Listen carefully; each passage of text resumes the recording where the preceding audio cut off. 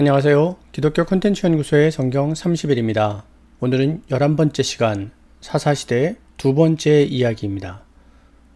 두 번째 시간은 남은 사사들의 이야기와 타락의 결과, 지파들이 붕괴되는 상황에 대해서 나누도록 하겠습니다. 여덟 번째 사사는 입다입니다.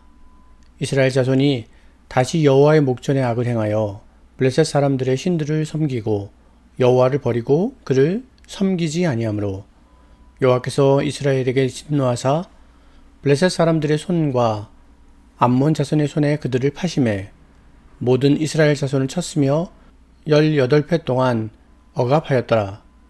이스라엘 자손이 여호와께 부르짖어 이르되 우리가 우리 하나님을 버리고 바알들을 섬김으로 주께 범죄하였나이다 하니, 하나님께서 말씀하십니다. 너희를 구원하지 아니하였느냐? 너희가 내게 부르짖음으로 내가 너희를 그들의 손에서 구원하였거늘 그러므로 내가 다시는 너희를 구원하지 아니하리라. 너희의 환난 때에 그들이 너희를 구원하게 하라. 하나님께서 말씀하신 것을 보면 이렇습니다. 구원하지 아니하였느냐? 그런데 그들의 손에서 구원하였거늘 너희를 구원하지 아니하리라. 그들이 너희를 구원하게 하라. 하나님은 지금 구원하지 않으시겠다는 것입니다. 그리고 그들의 신 바알들에게 구원하라고 얘기해라 라고 말씀하시는 것이죠. 그랬더니 이스라엘 사람들은 오직 주께 구하옵나니 오늘 우리를 건져내옵소서 라고 하나님께 간청합니다. 하지만 하나님께서는 여호와께서 이스라엘의 곤고로 말미암아 마음에 근심하시니라. 네, 그들이 회개하고 하나님께 부르짖지만 하나님은 그들을 구원하셨다는 얘기가 없습니다. 그래서 사사 입다의 패턴에서는 하나님이 이스라엘을 구원하셨다는 표현이 등장하지 않습니다. 그때 암몬 자손들이 길르앗의 진을 칩니다. 이스라엘도 미스바의 진을 치고 대치합니다. 길르앗 사람들은 누가 먼저 나가서 싸울지 서로에게 묻습니다. 그리고 먼저 나가서 싸우는 자가 길르앗의 머리가 될 것이라고 이야기합니다. 그 당시 길르앗 사람 입다는 큰 용사였습니다. 하지만 입다는 기생이 낳은 아들이었습니다. 그래서 형제들을 피해서 돕당에 거주했습니다. 길르앗 장로들이 입다를 찾아갑니다. 그리고 입다에게 길르앗의 머리가 되어달라고 부탁합니다. 하지만 입다는 그들이 정말 자신을 길르앗의 머리로 삼을지 의심합니다. 장로들은 하나님이 우리 사이에 증인이 되신다면서 입다를 데리고 갑니다. 입다는 암몬 왕에게 사자를 보냅니다. 암몬 왕은 입다의 사자에게 과거에 조상들이 점령한 땅을 돌려달라고 이야기합니다. 하지만 입다는 그럴 수 없다고 얘기하면서 300년이나 지난 지금에 와서 하나님이 우리에게 차지하라고 하신 이 땅을 돌려달라는 게 말이 되냐고 거꾸로 이야기합니다. 그러면서 원하건대 하나님께서 오늘 이스라엘 자손과 암몬 자손 사이를 판결해 주시기를 원한다고 이야기합니다.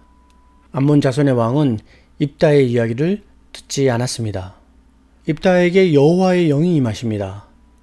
입다가 하나님께 서원합니다. 주께서 과연 암몬 자손을 내 손에 넘겨주시면 누구든지 내 집 문에서 나와서 나를 영접하는 그는 여호와께 돌릴 것이니 내가 그를 번제물로 드리겠습니다 라고 얘기하는 것입니다. 입다가 암몬 자손들과 싸워서 승리합니다. 여호와는 암몬을 이스라엘 자손에게 넘겨주시는 것입니다. 입다가 전쟁에 승리한 후에 자기 집에 이를 때 제일 먼저 영접하러 나온 자가 입다의 딸이었습니다. 입다는 자기 옷을 찢으며 참담함을 토로했지만 서원을 돌이킬 수는 없었습니다. 입다의 딸이 아버지에게 2달의 여유를 달라고 이야기합니다. 친구들과 산에 올라가서 처녀로 죽는 것을 애곡하고 오겠다는 것입니다. 입다의 딸은 친구들과 산에 올라가서 자신의 죽음을 슬퍼하고 돌아옵니다. 입다는 자신의 서원대로 딸에게 행합니다. 그때 에브라임 사람들이 모여서 입다에게 자신의 지파를 부르지 않은 것을 따집니다. 입다는 불러도 너희가 오지 않았다고 오히려 화를 냅니다. 입다가 길르앗 사람들을 모아 에브라임을 쳐서 무찔렀습니다. 길르앗 사람들이 요단강 나루턱을 장악하고 그리로 건너는 에브라임 사람들을 모두 다 잡았습니다. 길르앗 사람들이 쉿볼렛이라고 발음해 보라고 합니다. 그런데 에브라임 사람들은 쉿볼렛이라는 발음을 십볼렛으로 발음할 수밖에 없었습니다. 그렇게 발음한 사람들을 모두 죽였습니다. 이 전쟁에서 죽은 에브라임 사람들이 4만 2천 명이나 되었습니다. 입다는 사서로 6년을 다스리다가 죽었습니다. 에브라임 지파는 기드온이 전쟁을 치를 때도 초반에는 참전하지 않았습니다. 나중에 조금 도와주고 큰 소리를 친 것입니다. 그때는 기드온이 에브라임의 길을 살려줬습니다. 그렇지만 입다는 달랐습니다. 불러도 오지 않은 에브라임이 오히려 입다에게 따지면서 덤벼드니까 입다는 에브라임 지파를 쳐서 무찔러버린 것입니다. 9번째 사사는 입산입니다. 베들레헴의 입산은 7년 동안 사사로 있었습니다. 30명의 딸을 밖으로 시집보냈고 30명의 아들은 여자를 밖에서 데리고 들어왔습니다. 정략 결혼을 한 것이죠. 입산의 패턴은 사사들의 패턴과 무관합니다. 10번째 사사는 엘론입니다. 10년 동안 스불론 지역의 사사로 있었습니다. 엘론의 패턴도 다른 설명이 없습니다. 11번째 사사는 압돈입니다. 압돈은 아들 40명, 손자 30명 있었습니다. 그리고 그들을 태우는 낙이 70마리가 있었다고 합니다. 굉장히 부유했던 사사입니다. 그는 8년 동안 사사로 있었습니다. 압돈에 대해서도 다른 설명은 없습니다. 이제 마지막으로 12번째 사사 삼손입니다. 우리가 잘 아는 사사이죠.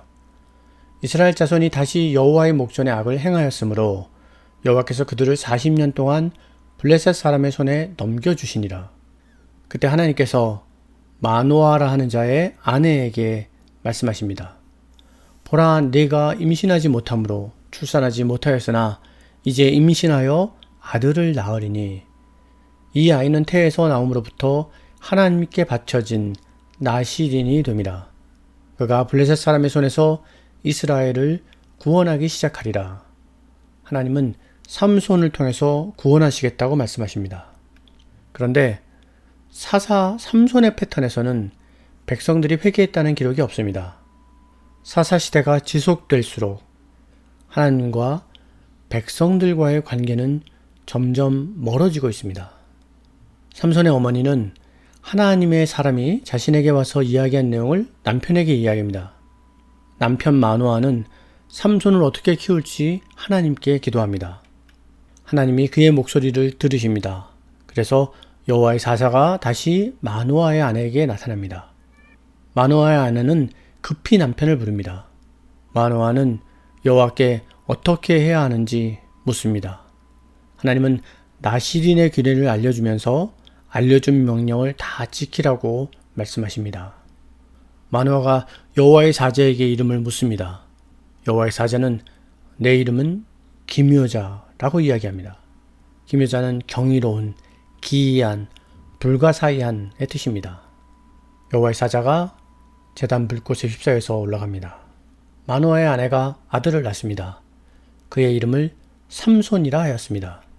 삼손은 딥나의 블레셋 여자를 보고 그를 아내로 맞이하겠다고 부모에게 이야기합니다.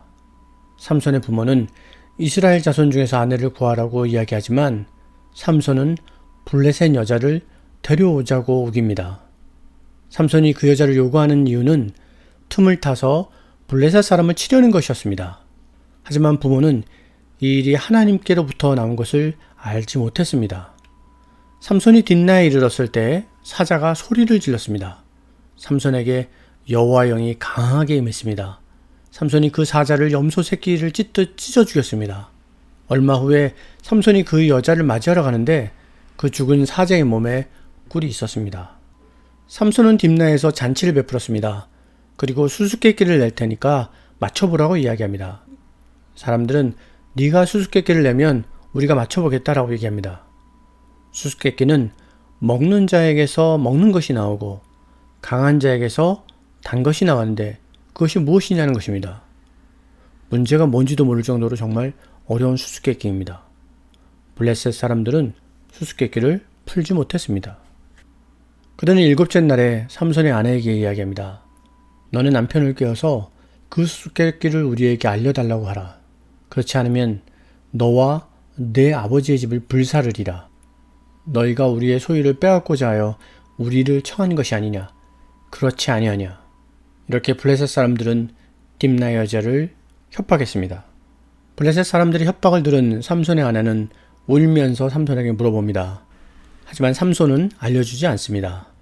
삼손의 아내는 잔치하는 내내 울면서 알려달라고 강청합니다. 삼손은 마지못해 아내에게 알려줍니다. 그의 아내는 자기 백성에게 수수께끼의 답을 알려줘 버렸습니다. 일곱째 날에 블레셋 사람들은 수수께끼의 답을 이야기합니다. 무엇이 꿀보다 달겠으며 무엇이 사자보다 강하겠느냐. 삼손은 너희들이 나의 아내를 꼬셔서 답을 알아냈다고 화를 냅니다. 여호와의 영이 삼손에게 임하셔서 30명을 쳐 죽입니다. 삼손은 화가 나서 아버지의 집으로 올라와 버립니다.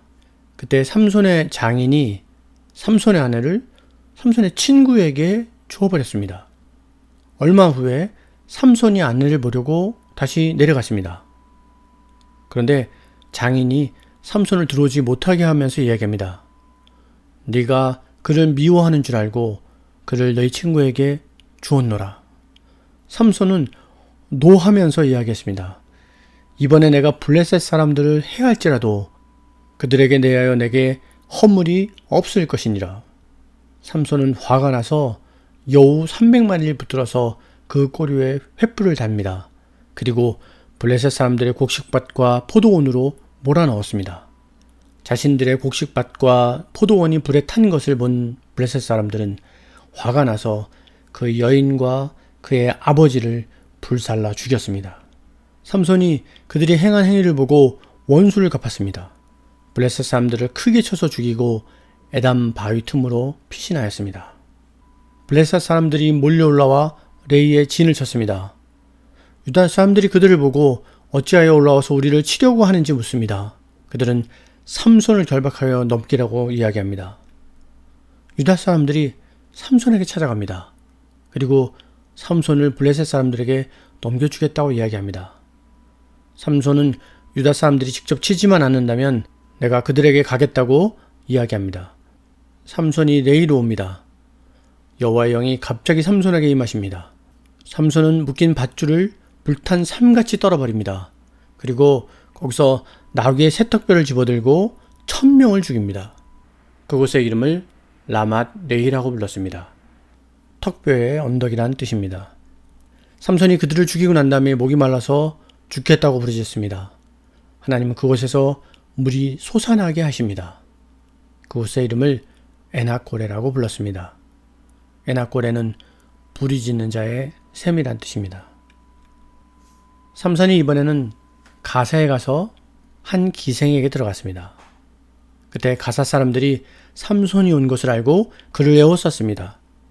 삼손은 한밤중에 성문짝과 도문설주와 문 빗장을 빼어서 어깨에 메고 헤브론 산 꼭대기까지 도망갔습니다. 이후에 삼손은 소래골짜기의 드릴라를 사랑했습니다. 블레셋 사람들은 그 여인을 꾀어서 삼손의 힘이 어디서 생기는지 알아봐 달라고 얘기했습니다. 그들은 그 여인에게 큰 돈을 주겠다고 약속했습니다. 드릴라가 삼손에게 물어봅니다.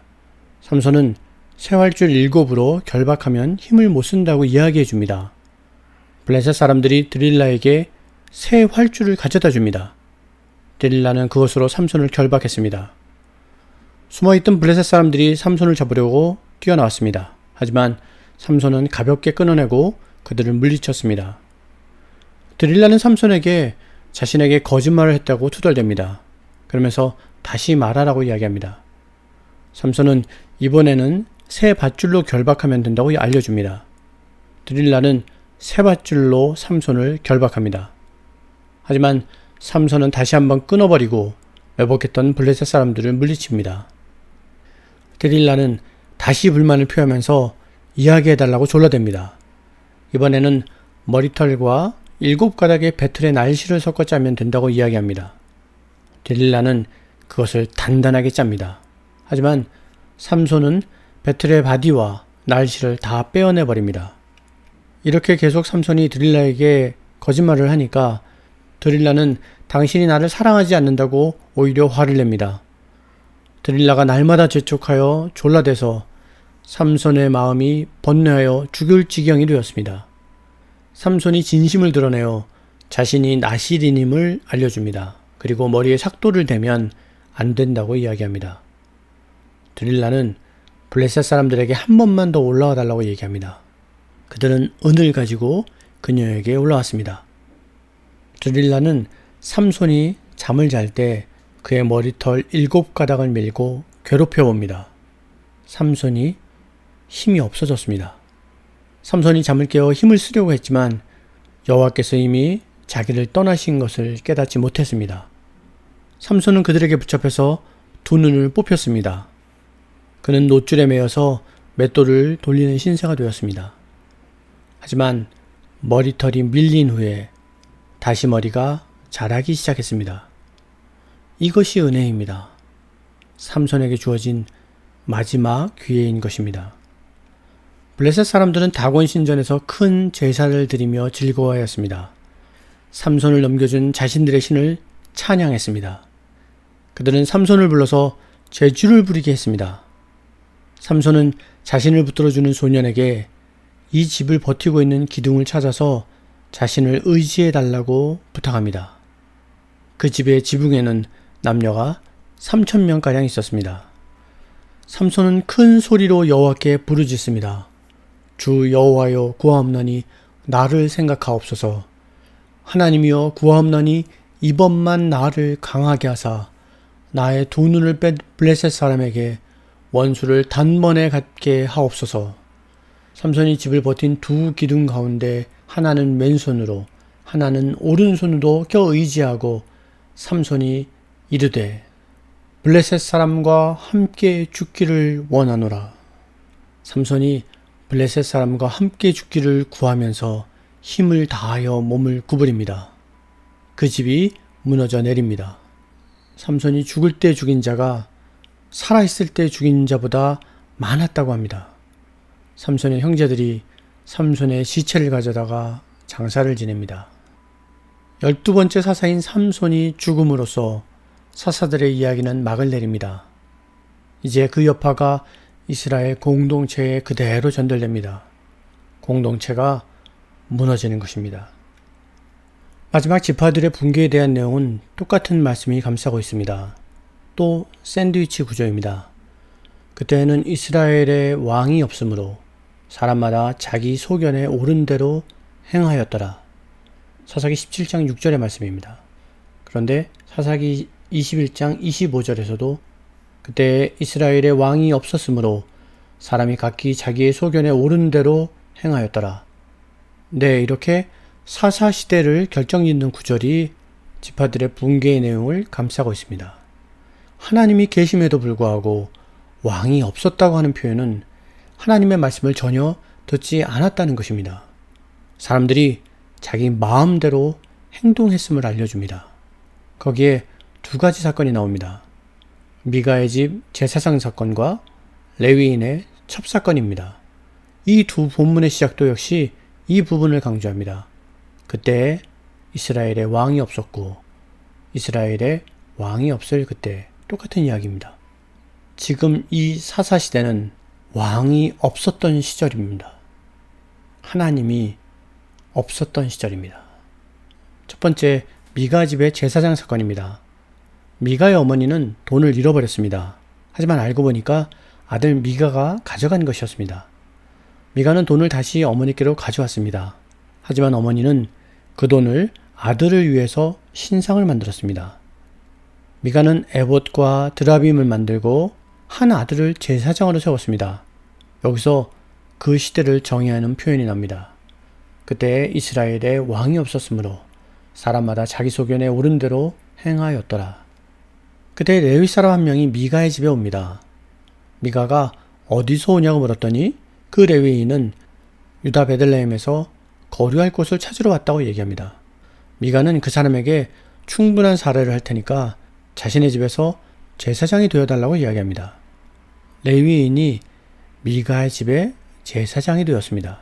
미가는 레위인이 제사장이 되었으니까 여호와께서 자신에게 복을 주실 것이라고 생각했습니다.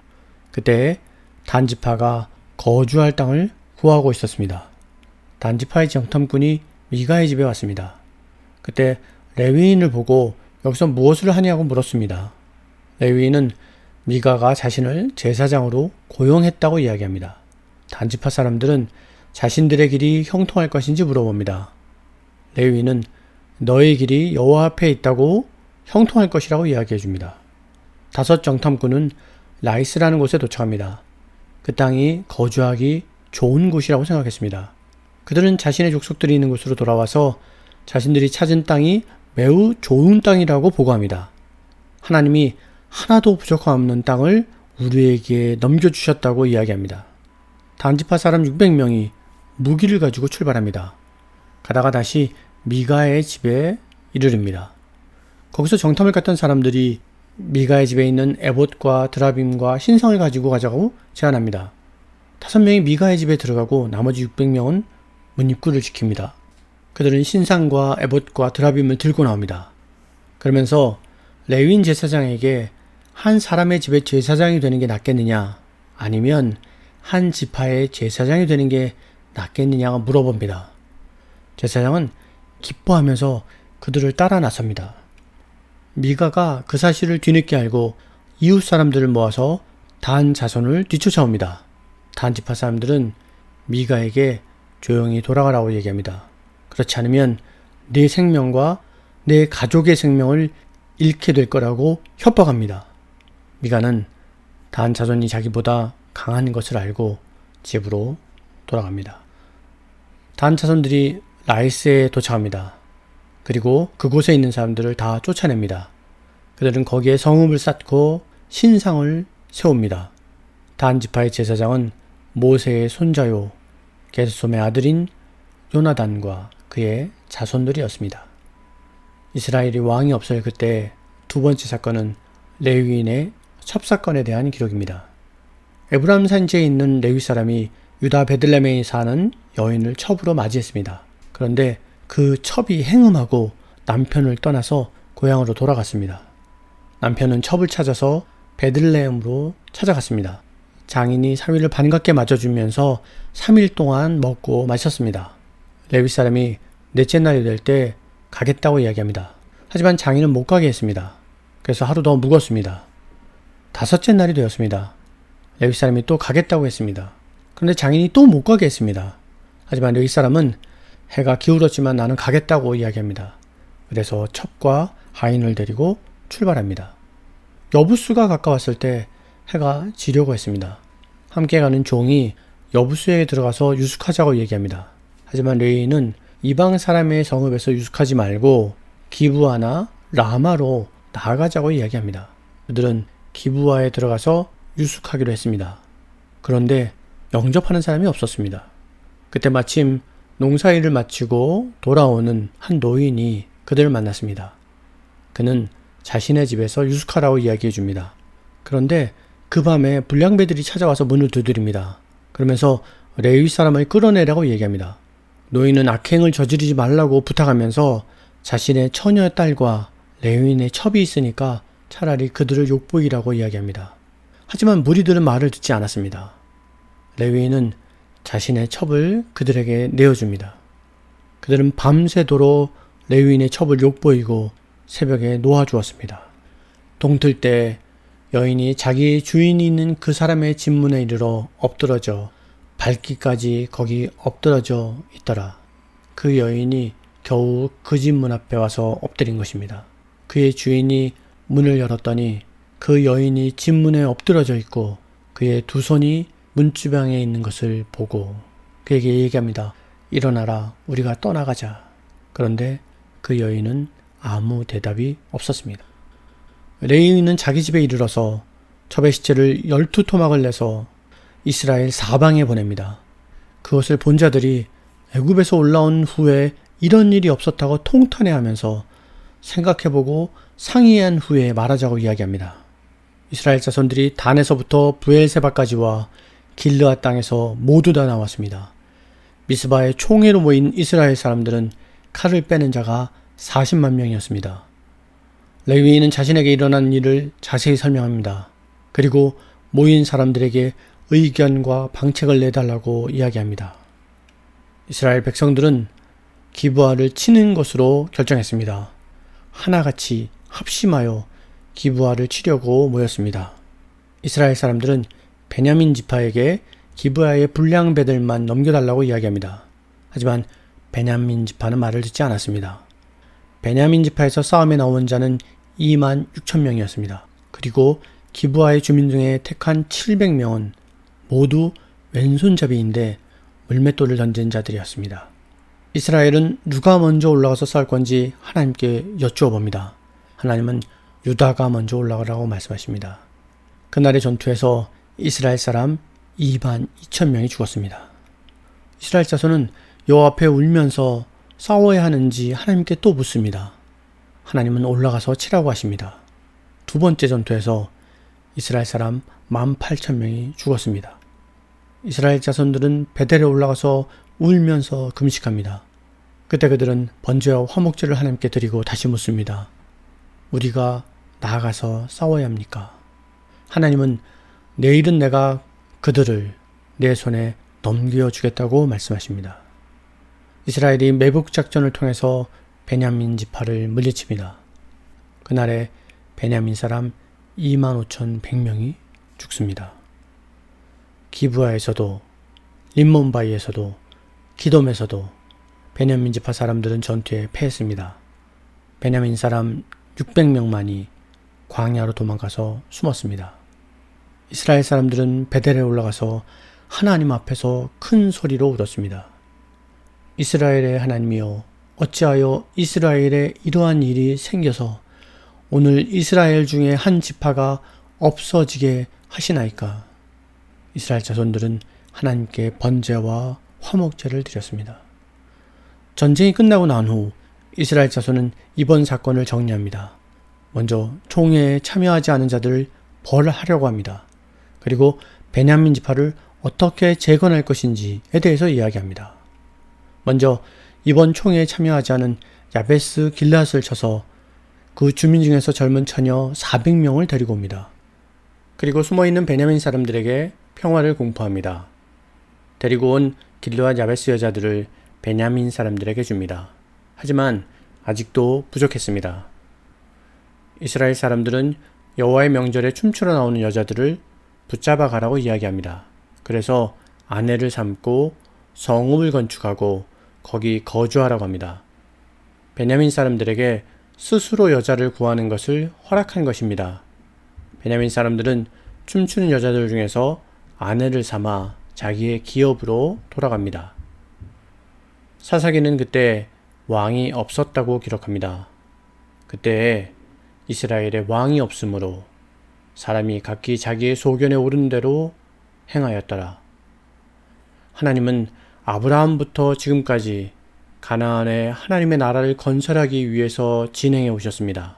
그런데 하나님의 나라는커녕 하나님을 알지도 못하는 상황이 벌어진 것입니다. 하나님이 살아계심에도 불구하고 그들에게 하나님은 더 이상 왕이 아니었습니다. 이제 사사시대를 정리하겠습니다. 12명의 사사는 시간의 순서대로 기록된 것은 아닙니다. 하지만 사사들의 기록 순서대로 보면 그들은 점점 더 사사스럽지 않은 모습으로 바뀌어가고 있습니다.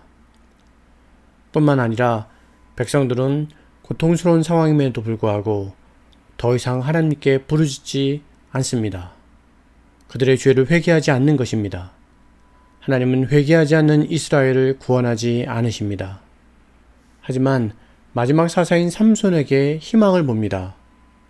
삼손이 회개하고 하나님께 부르짖었을 때 하나님은 다시 한번 삼손에게 능력을 허락하시는 것입니다. 사사시대는 우리 죄에 대해서 하나님께 부르짖고 회개하라는 강력한 메시지를 전달하고 있습니다. 마지막 단락은 이스라엘에 왕이 없다는 두 구절이 두 사건을 샌드위치처럼 싸고 있다고 말씀드렸습니다. 두 사건은 사사시대가 얼마나 종교적으로 혼란스럽고 도덕적으로 부패한 시대인지 잘 보여줍니다. 하지만 이스라엘 공동체는 베냐민 지파의 범죄를 처리하기 위해서 하나같이 합심하여 총회로 모였습니다. 그들은 공동체 안에 있는 죄악을 하나가 되어서 제거하는 것입니다. 그리고 실로의 명절을 통해서 공동체의 문제를 풀어나갔습니다. 하나님이 기대하시던 모습입니다. 하나가 되면 해결할 수 있음을 보여줍니다. 사사시대가 잃어버린 것은 공동체가 하나가 되는 것이었습니다. 끝으로 한 가지만 더 말씀드리겠습니다. 아브라함과 맺은 하나님 나라의 언약은 가나안 정복을 통해서 일시적으로 이루어지는 것처럼 보였습니다. 하지만 사사시대에 들어서면서 그 언약이 무너져 내렸습니다. 하나님은 돌파구를 마련하십니다. 하나님과 맺은 언약은 변치 않는다는 것을 분명히 보여주고 계신 것입니다. 무엇보다 우리는 사사시대에 쓰여진 룻기를 주목해야 합니다. 룻기에는 기업 물을 자에 대한 이야기가 나옵니다. 그 사람은 우리와 가까우니 우리 기업을 물을 자 중에 하나이니라. 이 말은 나오미가 며느리인 룻에게 하는 말입니다. 이것은 이스라엘의 고엘 제도입니다. 고엘의 뜻은 물으다, 되찾다, 구속하다입니다. 남편이 없는 룻에게 기업 물을 자가 남편이 되어줘서 그를 보호하고 지키는 것입니다. 그렇기 때문에 고엘은 어려움에 처한 친족을 구해내는 사람이라는 의미가 있습니다. 고엘 제도는 공동체의 존속을 위한 제도였습니다. 룻기 4장 13절은 이에 보아스가 룻을 맞이하여 아내로 삼고 그에게 들어갔더니 여호와께서 그에게 임신하게 하심으로 그가 아들을 낳은지라. 아들을 낳았다고 말씀합니다. 그러면서 룻기는 이렇게 끝맺음을 하고 있습니다. 베레스의 계보는 이러하니라. 베레스는 헤스론을 낳고 헤스론은 람을 낳았고 람은 아미나답을 낳았고 아미나답은 나손을 낳았고 나손은 살몬을 낳았고 살몬은 보아스를 낳았고 보아스는 오벳을 낳았고 오벳은 이새를 낳고 이새는 다윗을 낳았더라. 마치 창조시대가 아브라함으로 끝난 후에 족장시대가 펼쳐지는 것처럼 사사시대가 다윗으로 끝난 후에 통일 왕국시대가 이어지는 것은 하나님 나라의 붕괴가 아니라 하나님 나라의 존속을 이야기하고 있다는 것입니다. 하나님은 이렇게 하나님 나라의 구속사를 이어가실 것입니다. 그리고 반드시 하나님의 나라를 성취하실 것입니다. 우리는 이 성경의 내러티브 속에서 기업 물을 자의 원형을 만나게 될 것입니다. 우리는 우리의 구속자를 보게 될 것입니다. 성경은 그분이 이미 오신 예수 그리스도이심을 증명합니다. 아브라함과 다윗의 자손 예수 그리스도가 우리의 구원자이심을 우리는 명백히 고백하게 될 것입니다. 그리고 마침내 다시 오심으로써 우리의 구원자이심을 확증하실 것입니다. 네, 이것으로 사사시대를 마무리하고 다음 시간부터는 통일왕국시대에 대해서 나누도록 하겠습니다. 오늘도 수고하셨습니다. 감사합니다.